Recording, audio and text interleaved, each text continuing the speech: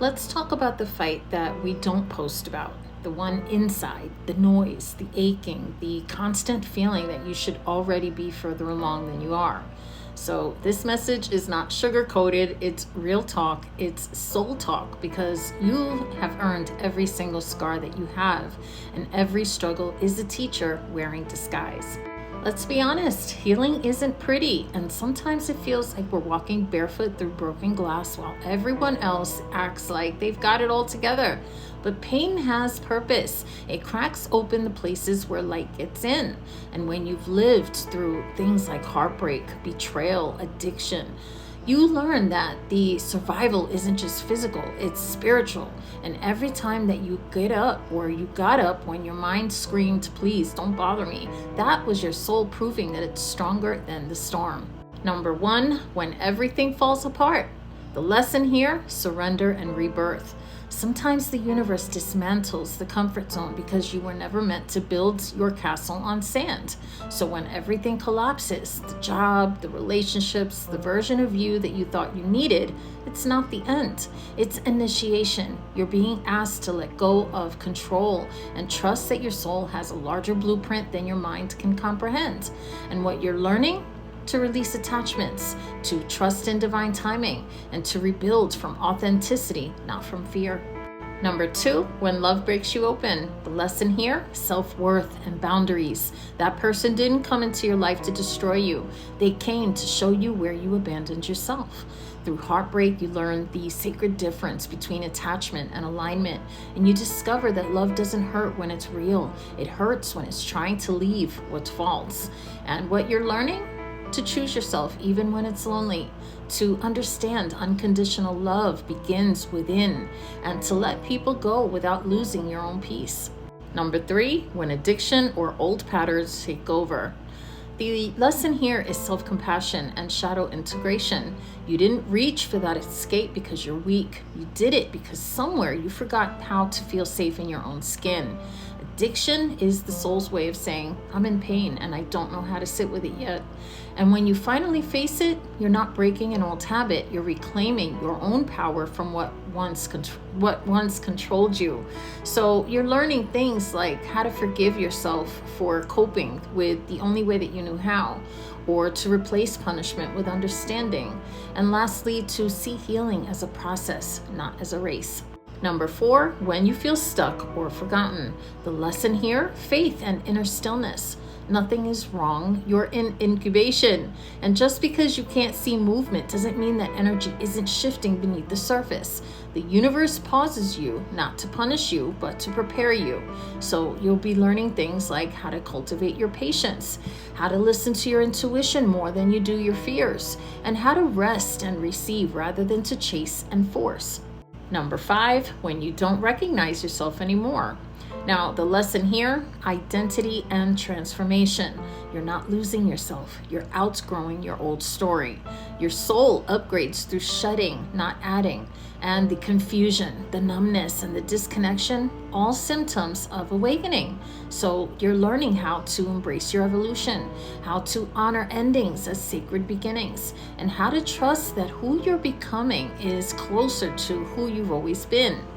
Now, I did pull some cards for the collective, and what they revealed isn't just a message. It's a mirror showing you where your power has been waiting even through struggle.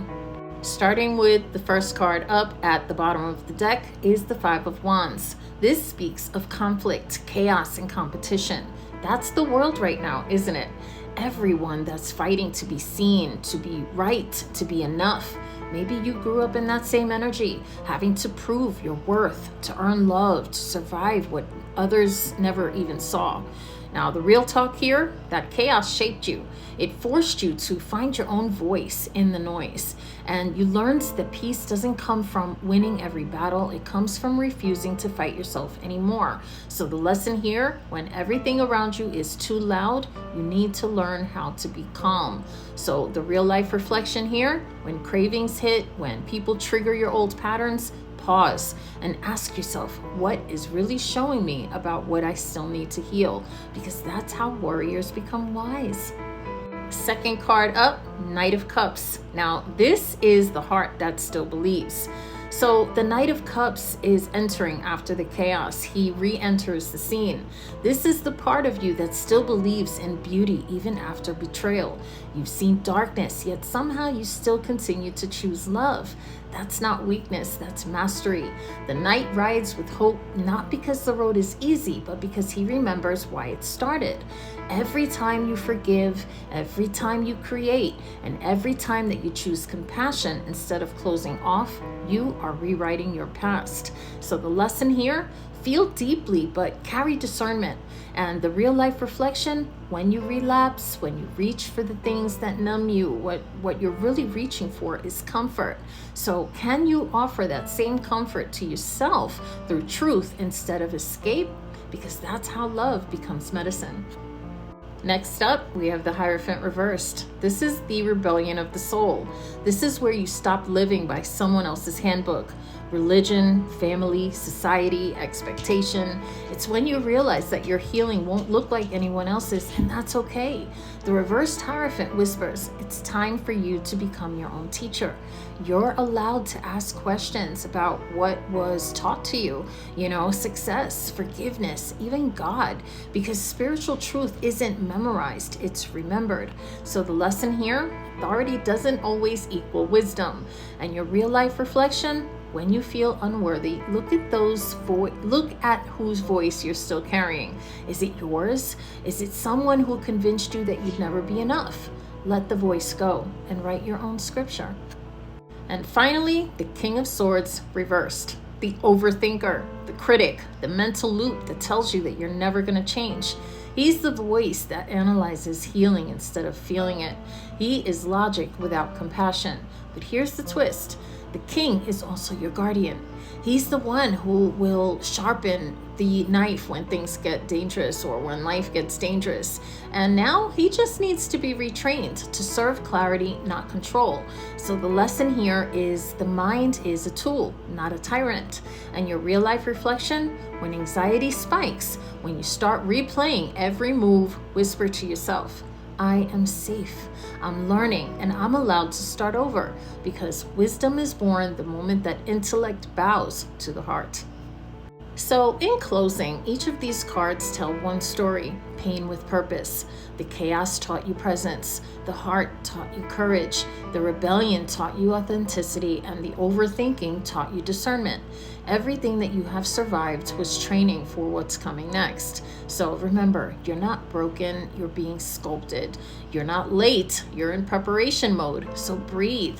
Trust the process that once terrified you, because one day soon, the light that you carry will make sense to every dark room that you've had to walk through.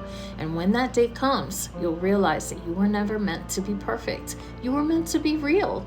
That's all for me. I hope it helps, and I hope you all have an amazing day today. Sending you lots of love and light to each and every one of you. Thank you so much for following. Thank you for showing up. I love you guys.